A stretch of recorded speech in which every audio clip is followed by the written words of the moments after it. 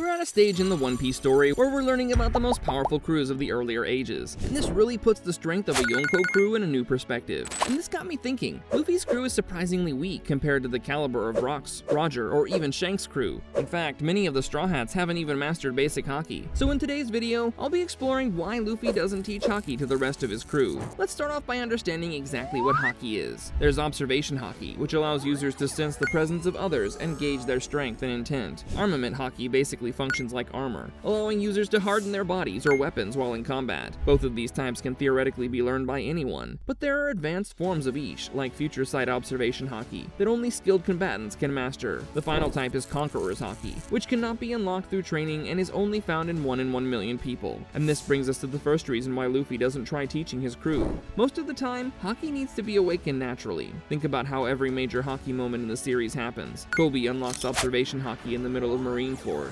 surrounded by death, chaos, and despair. Usopp awakens observation Haki on Dressrosa in a moment of absolute desperation, trying to protect people he cares about from hundreds of meters away. Even Luffy himself awakened Conqueror's Haki instinctively, and didn't even realize it even though he successfully stopped Duval's bull. So what would happen if Luffy tried to teach it to his crewmates? First up, he'd probably fail, but even if he succeeded, he'd be robbing his crewmates of an opportunity to grow beyond their limits, which no good captain wants. But what about after they awaken Haki? Why doesn't Luffy help his crewmates train and improve their Haki skills even further? We know that this kind of training is possible because Luffy trained with Rayleigh to improve his own Haki skills, and that's a fair point. But let's think about who Rayleigh actually is. Silver's Rayleigh is notorious worldwide as the Dark King, and was the former first mate of the Rogers Pirates. He spent decades mastering every form of Haki to near mythical levels, and was only second to the King of the Pirates himself. Even in his old age, Rayleigh has no trouble keeping up with the likes of Kizaru and is one of the most experienced and skilled Haki users in the entire world. And that's where the problem lies, because Luffy is barely a young adult at this point. Don't get me wrong, he's absolutely a prodigy when it comes to Haki, but most of his feats are down to instinct. If you ask Luffy to explain half the things he does, chances are he'll just turn up blank. The only reason Rayleigh was a great teacher is because he had decades to analyze the skills he developed while fighting one of the strongest pirate crews the world has ever seen. On the other hand, Luffy fights by feel, and there's no way the approach he takes can be used universally. And this is the second reason why Luffy doesn't teach his crew Haki. He's a great friend and captain, but he'd be an absolutely terrible teacher.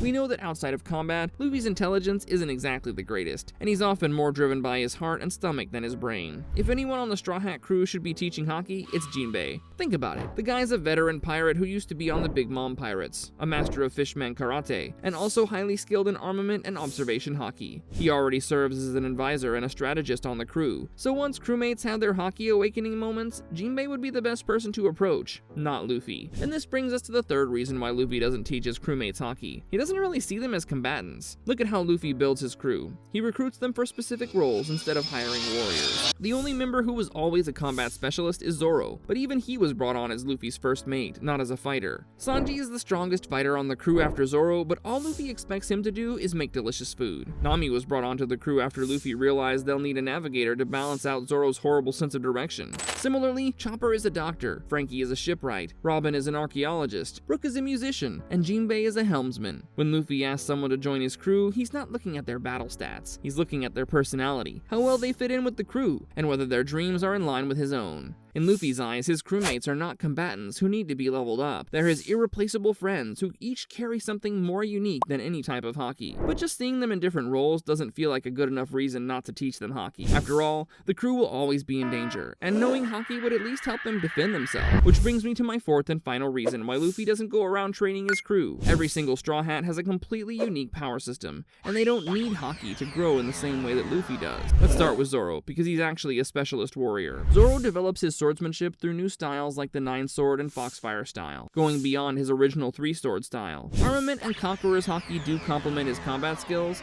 but there's nothing Luffy can teach him about connecting Haki with swordsmanship. Sanji gets stronger by improving his blackleg fighting style, which is based on kickboxing. Sanji's unique physiology as a prince of the Germa Kingdom also means that he can grow further using special fire-based moves like the Diable Jambe and the Ifrit Jambe. Usopp's role as a sniper means that he doesn't need to specialize in direct combat in the same way that Luffy, Zoro, and Sanji have to. Usopp's power growth comes from precision and creativity. It's about his ability to attack from great distances and use unusual angles while catching opponents off guard with his pop greens. Nami's primary mode of combat is controlling the weather itself with her Climate Act. When Usopp first handed her the weapon, it was only a bit better than a party trick, but with improvements from Frankie and now imbued with Zeus' soul, the climb attack is a real force of nature. Nami's growth track is elemental mastery, and that's a completely different axis of power from Haki. The reason why Frankie doesn't need Haki training from Luffy is pretty straightforward. He's a cyborg. Frankie's upgrades are literal mechanical enhancements, like his radical beam or the General Frankie exosuit. His growth path is engineering and invention, and training Haki would just be a distraction from his real strength. Brook is a master swordsman focused entirely on speed, precision, and the power of his devil fruit, the Yomi Yomi no Mi.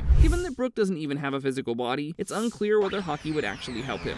We know that despite training for far longer, Brook can't match Zoro's physical strength, and it might actually be impossible for him to become stronger given his physiology. Brook grew stronger during the time skip by imbuing his sword with his soul's chill, which tells us his development is about refinement and technique, not raw force. Nico Robin might be the most interesting case, because her tactical intelligence combined with her Hana Hana no Mi makes her one of the most strategically dangerous people on the crew. She controls space, creates choke points, and her Gigante Fleur moments show that she can bring overwhelming physical force when needed. Her strength is in her mind and the strategic skills that have helped her survive impossible odds while being hunted down by the world government. And finally, we come to Jinbei, who we already know is a veteran pirate and combatant. He's already pushed his skills to the limit over a lifetime, and it's unlikely that Luffy could teach him anything more. Every single one of the Straw Hat Pirates has a unique, specific path to becoming stronger, and none of those are things that Luffy could realistically help with. All of this comes back to Luffy's leadership philosophy. Whether he's clearly stated it or not, Luffy's core principle as a captain is that he trusts his crew completely to do their job. He trusts Nami to navigate impossible seas. He doesn't question Chopper's ability to keep everyone alive, and he knows that Zoro will protect what he can't protect himself. It's not Luffy's style to micromanage his crew because he knows that he doesn't have a talent for it, and that's what makes Luffy such a great captain. He knows his limitations as an intellectual. If Luffy tried to shape his crew into something they're not, he'd only do more harm than good. By trusting his crew, he gives them something more powerful than any Haki lesson ever could: the freedom to grow on their own terms. There's a moment early in the series where Luffy tells his crew he can't cook, can't navigate, can't lie, and can't fight with weapons. He lists all his weaknesses freely and without embarrassment, and then says that's why he needs them. His crewmates aren't tools or soldiers, they're Nakama, his beloved partners. And maybe that's the real answer to this theory. Luffy doesn't teach Haki to his crew because he fundamentally doesn't see their value through the lens of combat power. He sees their value through the lens of who they are, and he wouldn't want to change that for anything in the world. But what do you think? Did I miss any of Luffy's motivations? Let me know your thoughts in the comments below.